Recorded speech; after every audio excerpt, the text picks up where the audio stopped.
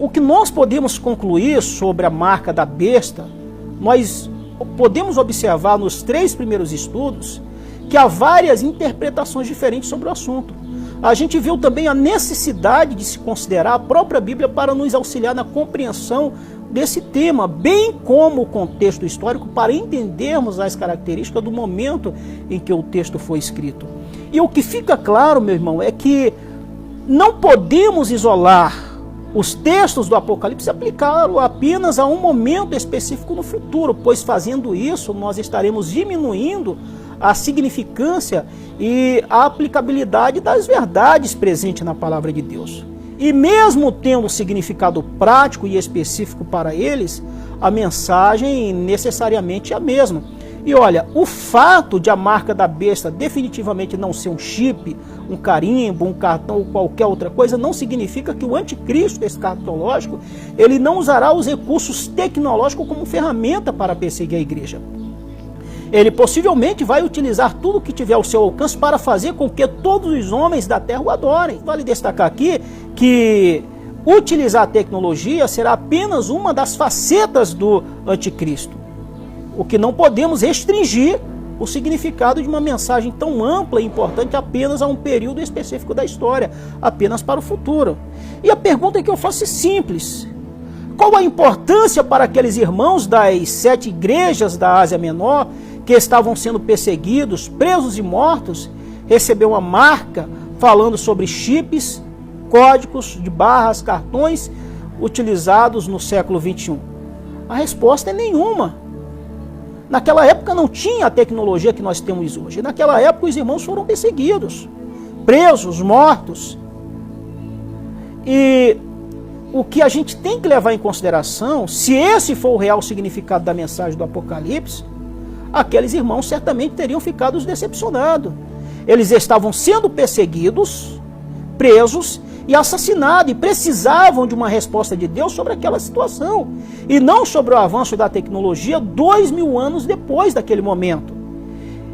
Para nós, sem sombra de dúvida, a mensagem também é muito clara: viver em santidade, mesmo que isso puxe a nossa própria vida. Significa não receber a marca da besta. Isso porque Satanás está marcando as pessoas e imprimindo nelas o padrão desse mundo, as práticas que afrontam a Deus e aos mandamentos de Deus.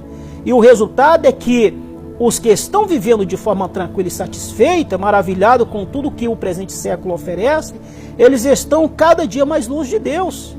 Eles estão adorando a imagem da besta, basicamente, dedicando seus pensamentos e ações a ela.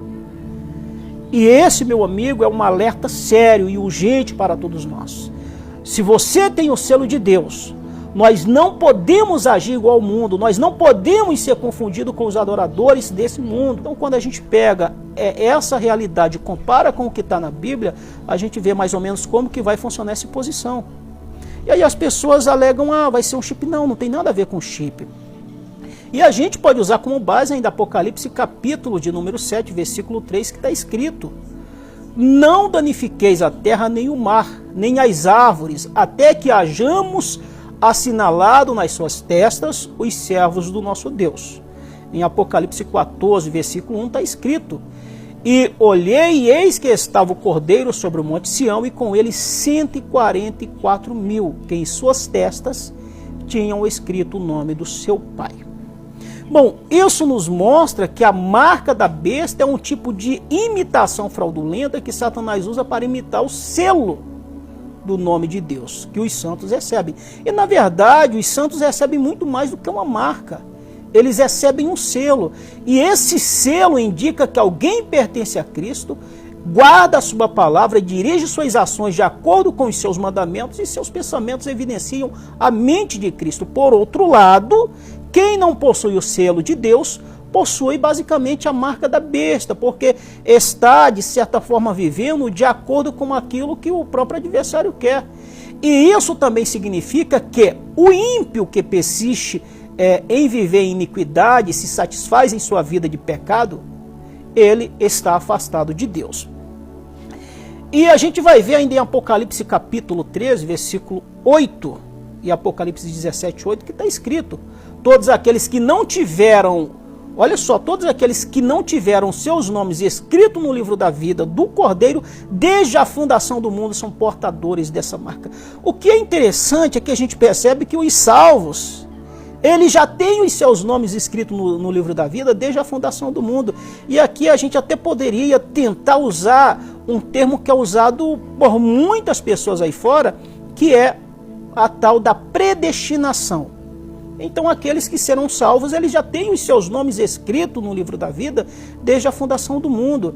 E a gente percebe que nos dias de João, os cristãos, os servos de Deus, estavam sendo oprimidos violentamente por Roma.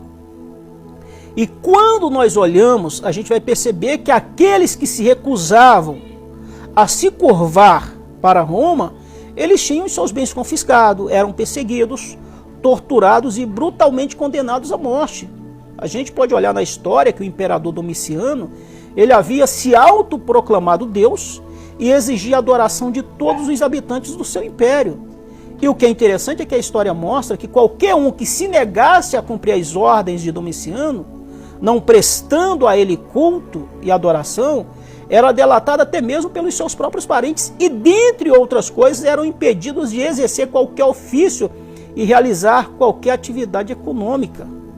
E quando a gente vai olhando para essa realidade, a gente vai perceber que na cultura da época, o politeísmo era algo comum. Portanto, os pagãos, eles não tiveram dificuldades em adorar um Deus a mais. Aí a gente vai perceber que, entretanto, os cristãos que de fato eram fiéis a Deus e aqueles que continuarem fiel nos nossos dias, naquela época eles não aceitaram essa condição e nos nossos dias eles não vão aceitar também. Porque aceitar essas condições é basicamente negar a fé em Cristo.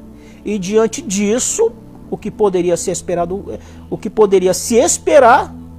do conflito entre o grupo de cristãos. Bom, e a gente vai perceber que diante desse pano de fundo que o livro do Apocalipse foi escrito, a gente percebe que foi uma resposta de Cristo à sua igreja. Isso mesmo, demonstrando que ele estava atento ao que estava acontecendo e estava vendo as lágrimas e o sangue derramado, mas que nada daquilo estava fora do seu controle. A gente até percebe que Deus, ele tem o livro da história, está nas suas mãos. Então a gente vai perceber que os verdadeiros cristãos, eles foram convidados aqui no livro do Apocalipse a perseverar fiel a Deus, não aceitando a marca da besta e não adorar o próprio Satanás. E por conta disso a gente vai perceber que eles morreram. Mesmo diante disso, eles ficaram firmes, na certeza de que reinariam com Cristo eternamente. A gente pode ver isso no livro do Apocalipse, capítulo 20, versículo 4. A gente vai mais além ainda. O livro do Apocalipse, ele nos adverte que possuir o selo de Deus é ter a vida eterna. Enquanto possuir a marca da besta é perecer eternamente. Só você olhar Apocalipse capítulo 14, versículo 11, Apocalipse 20, versículo de número 4. Então a gente percebe que até mesmo em nossos dias, quantos irmãos não perdem emprego, passam necessidades e são impedidos de realizarem um negócio justo economicamente por permanecerem fiel aos princípios bíblicos. Muitas vezes são até expulsos de movimentos religiosos. E eles são expulsos justamente por não possuírem a marca da corrupção desse mundo. E a gente vai perceber que as palavras do Apocalipse, elas são tão atuais para nós hoje como foi para os cristãos do primeiro século.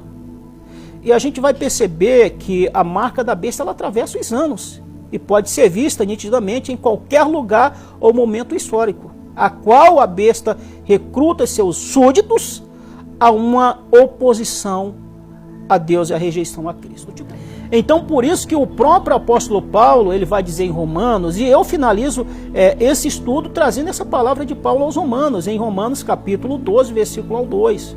Rogo-vos, pois, irmãos, pela compaixão de Deus, que apresentei os vossos corpos como sacrifício vivo, santo e agradável a Deus, que é o vosso culto racional. E não vos conformeis com esse mundo, mas transformai-vos pela renovação da vossa mente, para que proveis qual é a boa e agradável e perfeita vontade de Deus. Então, o que a gente percebe através desse estudo é que atribuir que a marca da besta seria um chip, seria um código de barra, um carimbo, um cartão de crédito, é basicamente desacreditar a Bíblia, porque Deus estava fazendo um alerta para o seu povo daquela época para que eles permanecessem fiel, que também se aplica a nós. Aquele povo foi perseguido, aquele povo foi preso, aquele povo foi morto por causa da sua fé. É preciso a gente estar atento a esses princípios. Então, se você quiser entender de fato o que é a marca da besta, primeiro, viva segundo a palavra de Deus. Medite na palavra de Deus e da palavra de Deus não se desvie nem para a direita nem para a esquerda, para que ela te conduza por onde quer que andares. E esteja atento aos sinais. Na parte 3 eu citei o que aconteceu no período da pandemia e basicamente foi uma amostra de quão difícil vai ser para aqueles que permanecerem fiel a Cristo quando for estabelecido esse padrão que carregará em si a marca da besta. Deus te abençoe, Deus abençoe sua família e que o Senhor Jesus seja o seu refúgio e o seu porto seguro diante de qualquer tribulação. E que diante de qualquer circunstância que você nunca venha abandonar a sua fé e a sua comunhão com Cristo. A paz do Senhor Jesus e obrigado por nos acompanhar até esse momento.